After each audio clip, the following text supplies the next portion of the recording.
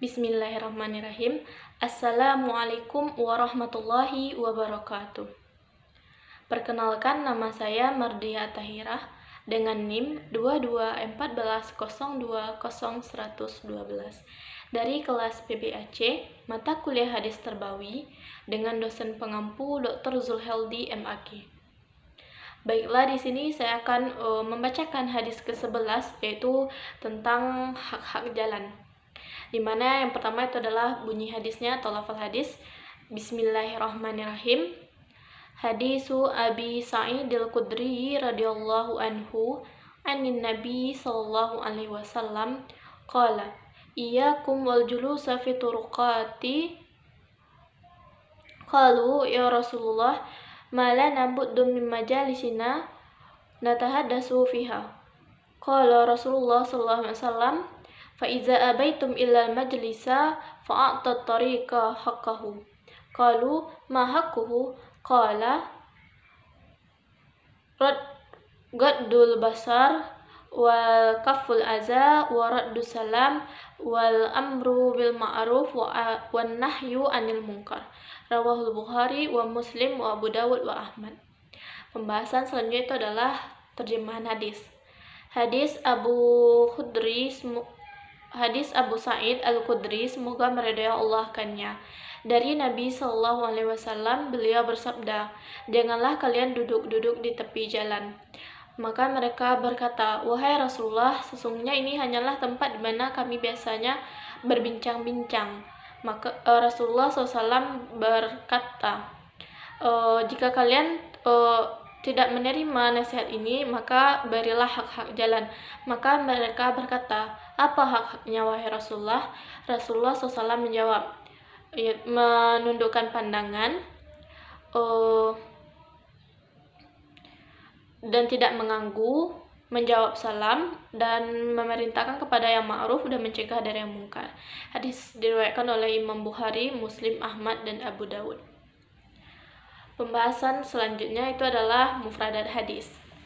Hadisu artinya adalah hadis, Abi artinya adalah Abu, Sa'id artinya adalah Sa'id, Al-Khudri, Radiyya artinya meredai, Allah anhu akannya. Anin dari, An-Nabi dari Nabi sallallahu alaihi wasallam.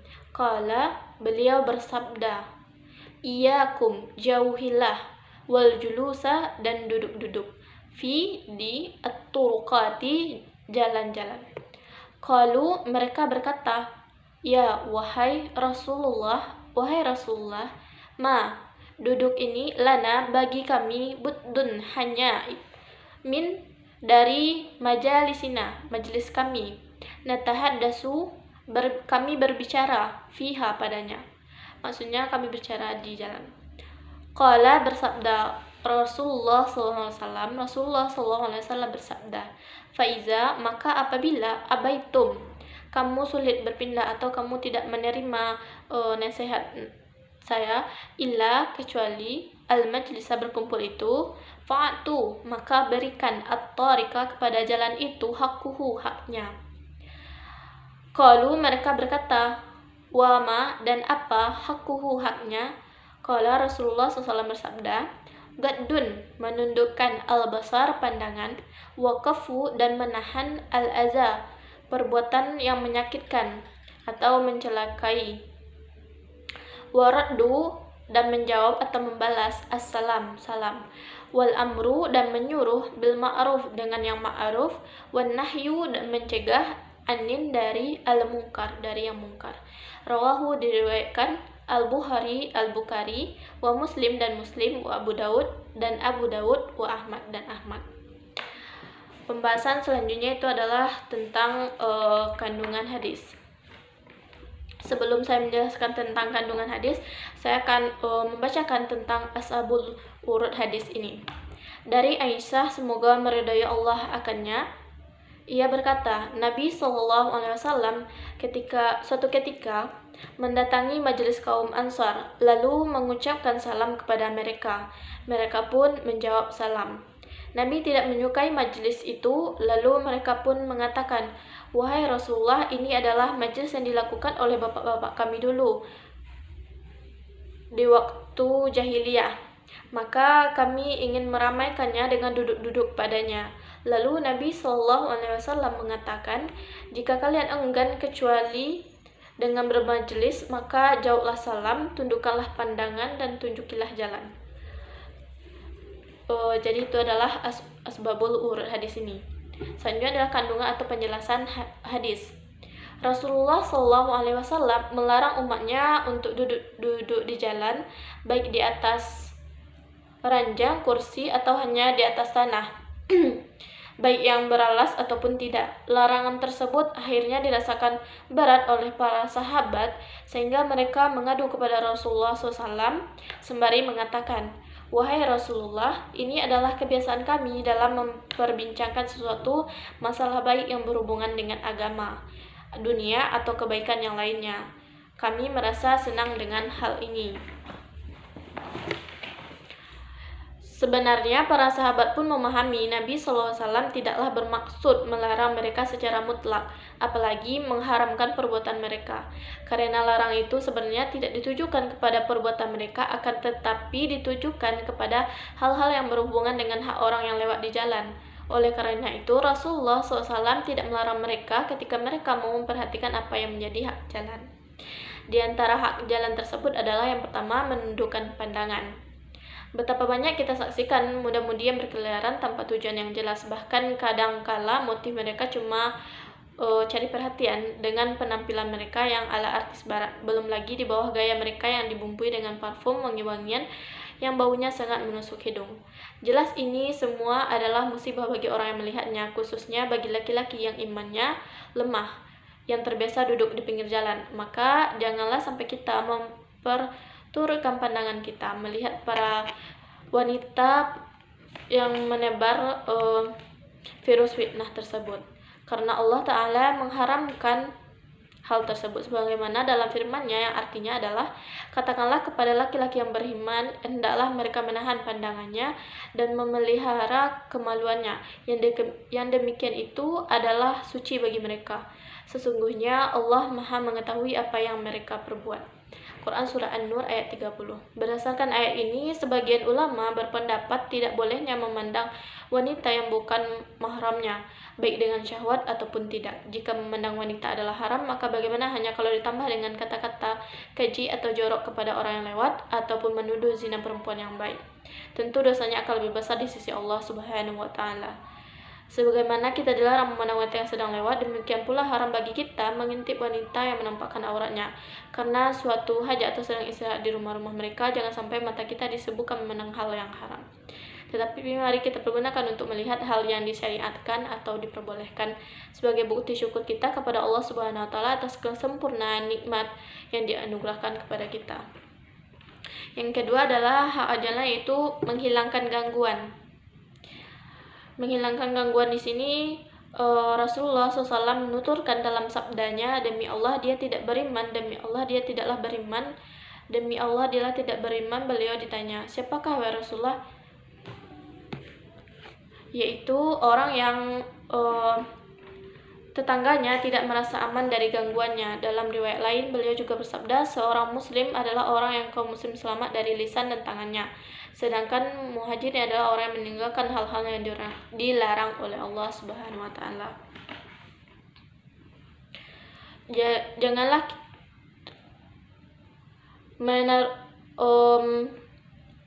maksud menghilangkan gangguan ini adalah dimana misalnya jika seseorang meletakkan duri di jalan ataupun ada hal yang buruk di jalan itu, maka kita ambil atau kita hilangkan agar tidak mencelakai orang lain. Hak jalan yang ketiga adalah menjawab salam. Menjawab salam merupakan kewajiban seorang muslim dan sunnah Rasulullah yang patut diteladani. Janganlah kita bosan menjawab salam walaupun orang yang lewat banyak, karena semua itu dapat menimbulkan kecintaan orang lain. Mereka akan menghormati dan memuliakan kita. Tidaklah kita senang kepada orang yang menyayangi kita serta menghargai orang yang memuliakan kita, maka hendaklah kita membalas salam yang semisal dengan yang lebih baik, karena perkataan muslim sejati yang menambahkan keselamatan di dunia dan akhirat. Jika diseru oleh Allah dan Rasulnya kepada suatu kebaikan adalah kami dengar dan kami taati. Allah Subhanahu wa taala berfirman, yang artinya sesungguhnya jawaban orang-orang mukmin bila mereka dipanggil kepada Allah dan Rasul-Nya agar mengadili di antara mereka, maka ucapkanlah kami dengar dan kami patuhi, dan mereka itulah orang-orang yang beruntung. Quran surat Nur ayat 51. Maksudnya di sini adalah kita diajarkan oleh Rasulullah untuk menjawab salam, maka kita dengar dan kita patuhilah apa yang dikatakan oleh Rasulullah tadi. Hak jalan yang keempat adalah memerintahkan kebaikan dan mencegah dari kemungkaran. Memerintahkan kebaikan dan mencegah kemungkaran merupakan kewajiban mulia bagi seorang muslim terhadap saudara muslim yang lain. Apabila kita melihat sebuah gerobak bermuatan berat ditarik seekor binatang, atau kita menyaksikan seekor hewan yang membawa suatu barang berat di luar kemampuannya, ini termasuk kemungkaran, maka mintalah sang pengemudi atau pemiliknya mengangkat beban muatannya.